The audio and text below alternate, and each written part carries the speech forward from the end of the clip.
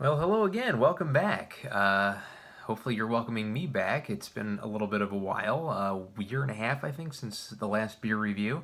Lots of things happening in my personal life, but back at it, and I fully intend to kind of do more reviews as time goes on.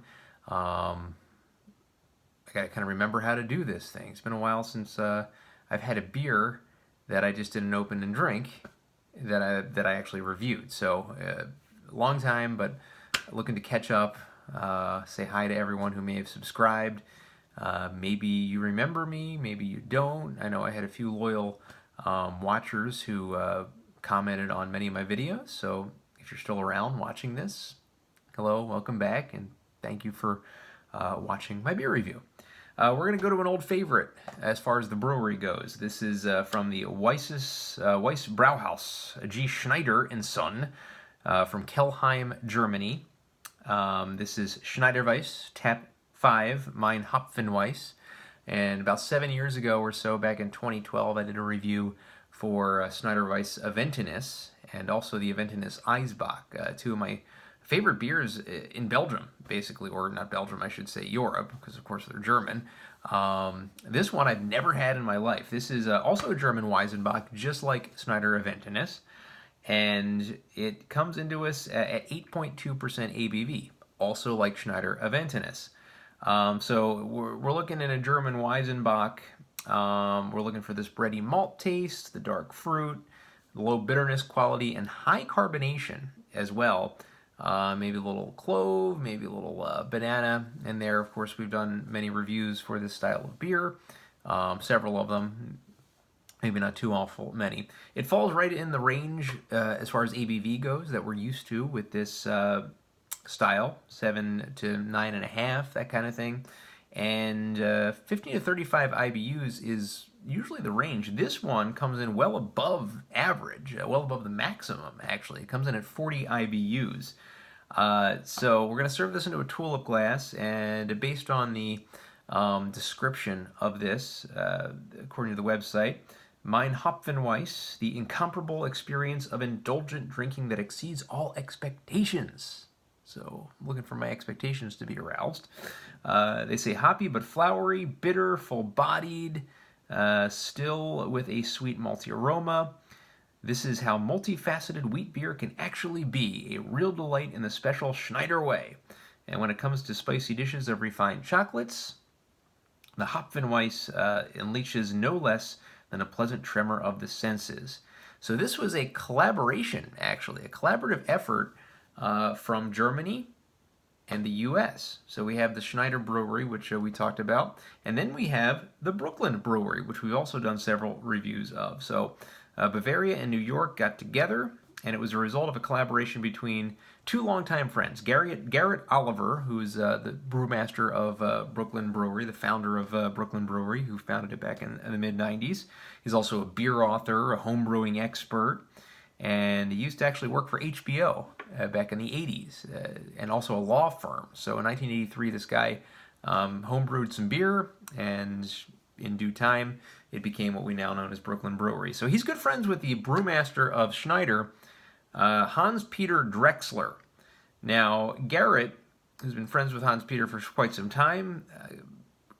Mr. Oliver, Garrett, liked the delicate balance of flavors of the Schneider-Weisse, and Drexler liked the hoppiness of the Brooklyn East India IPA. So they decided to kind of mesh the two, and that's why we have a hopped up German Weizenbock. So hence the higher ABV, or higher IBU, I should say, than usual. So they do different hopping to reflect local brewers. I believe this one probably most likely is the one brewed in Brooklyn.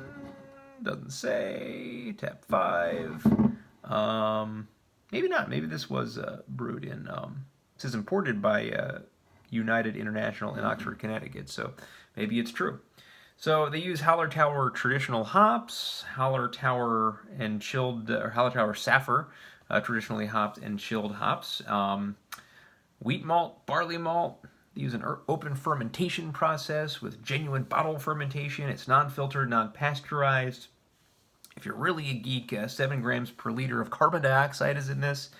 18.5% original gravity. It did win some awards as well. A 2009 European Beer Star Silver Award and a 2011 Brewing Industry International Award as well. So, let's open up Schneider-Weisse Tap 6 Meine Hopfenweisse, which I believe translates in German to English as My Hopfenweisse.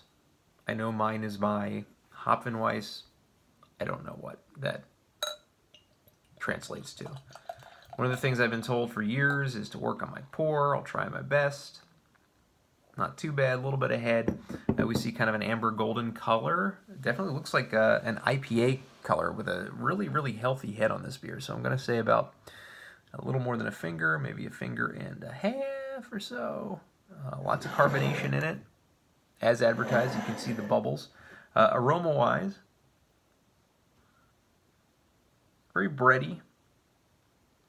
Very IPA smelling. It smells like kind of a dull-ish East Coast IPA. Not really getting much in the way of a Weizenbock smell. Not really getting the cloves. Not really getting the banana esters as well.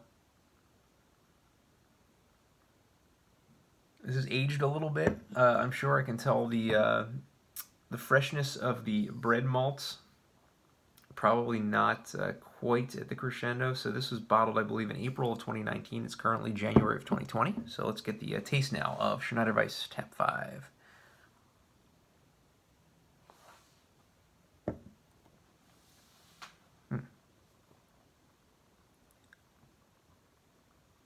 Definitely bready. I'm getting a little bit of the banana taste.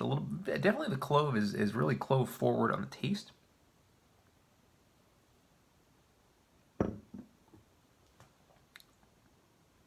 A little bit of a bite, but not really that much. I mean, for an 8.2% beer, it goes down very, very smooth. Not that they're usually very harsh or anything like that. I do like the carbonation. It's good quality of carbonation.